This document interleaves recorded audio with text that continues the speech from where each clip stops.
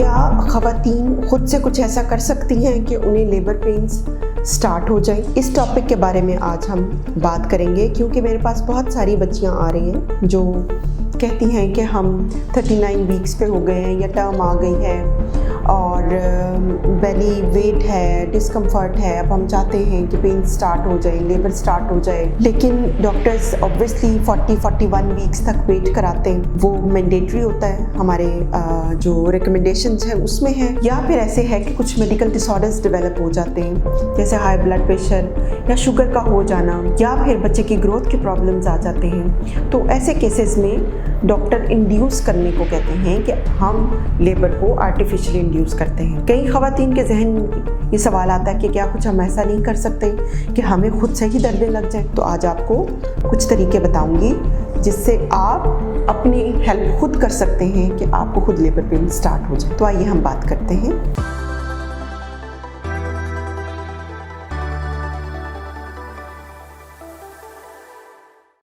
अस्सलाम वालेकुम, मेरा नाम डॉक्टर तंजीला रहमान है। मैं कंसल्टेंट ऑब्स्टेट्रिशियन एंड गायनेकोलॉजिस्ट हूँ। सबसे पहले हम बात करेंगे जिससे लेबर इंड्यूस हो सकती है, वो है माइल्ड एक्सरसाइज और वॉकिंग। जो फिजिकल एक्टिविटी है या एक्सरसाइज है, माइल्ड टू मॉडरेट है, आपकी अपनी पर्सनैलिटी के ऊपर है कि आप अगर एक्टिव हैं तो उससे आपको थोड़ा ज़्यादा करना है अपनी फ़िज़िकल एक्टिविटी को। फ़िज़िकल एक्टिविटी में आप क्या कर सकते हैं? सबसे बेस्ट ये है कि आप वॉक करें। ये रिकमेंडेशंस हैं, इंटरनेशनल रिकमेंडेशंस हैं कि वो ख़वातीन जो 38 वीक्स या 38 हफ्तों पर या 9वां महीना शुरू होने के बाद हफ्ते में कम से कम 3 दफ़ा 30 मिनट की तेज़ वॉक करती हैं, उनकी लेबर स्टार्ट खुद से हो जाने के चांसेस 40 से 50% बढ़ जाते हैं। ठीक है, इसके साथ आप स्क्वेटिंग कर सकते हैं। स्क्वेटिंग हम कहते हैं जैसे झाड़ू पोछा लगाते हैं नीचे बैठ के, स्क्वेटिंग पोजीशन हो सकती है, बॉल मूवमेंट्स हो सकती हैं,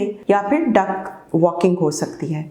ये सब चीज़ें आपको हेल्प आउट करेंगी कि आपका जो मसल्स हैं वो एक्शन करें और बच्चे का हेड आपके पेल्विस के अंदर या आपके बोनी स्ट्रेचर के अंदर फिक्सन हो और सर्विक्स के ऊपर प्रेशर डाले और आपके लेबर जो है वो स्टार्ट होने की तरफ आ जाए। अगर इस तरीके से आपको थोड़ी लेबर स्टार्ट हो जाए या कम से कम आपके बच्चेदानी का मुंह नरम हो जाता है, तो जब डॉक्टर आपको इंड्यूस करते हैं तो उसमें सक्सेसफुल वजाइनल डिलीवरी हो जाने के चांसेस काफ़ी ब्राइट होते हैं। दूसरा इंपॉर्टेंट तरीका जो आप कर सकते हैं वो है निपल स्टिमुलेशन।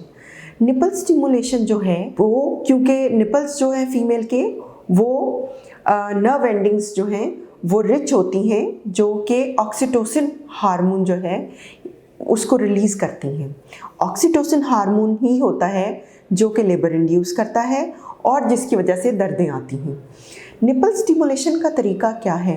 वो ये है कि आप किसी भी लोशन, वेज़लीन या फिर कोई ऑइंटमेंट लेकर एक वक्त में एक अपने निपल को, या एरियोला जो बोलते हैं, पर्टिकुलरली उसकी तरफ आप रखेंगी तवज्जो। एरियोला होता है जो डार्क एरिया होता है अराउंड निपल, उसके ऊपर मसाज करेंगी फॉर 5 मिनट्स। ठीक है, ये तरीका जब आप करेंगे दिन में 3 दफ़ा तो और फॉर 3 डेज़, तो इसके साथ भी लेबर इंड्यूस होने की काफ़ी चांसेस बढ़ जाते हैं।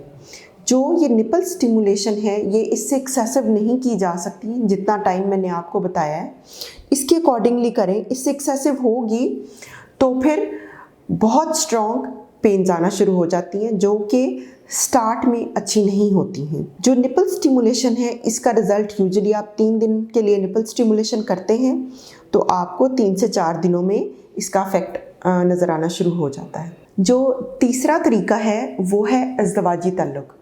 इज़्दिवाजी ताल्लुक़ से भी लेबर को इंड्यूस किया जा सकता है। जो हस्बैंड का सीमन होता है उसके अंदर प्रोस्टाग्लैंडिन्स होती हैं।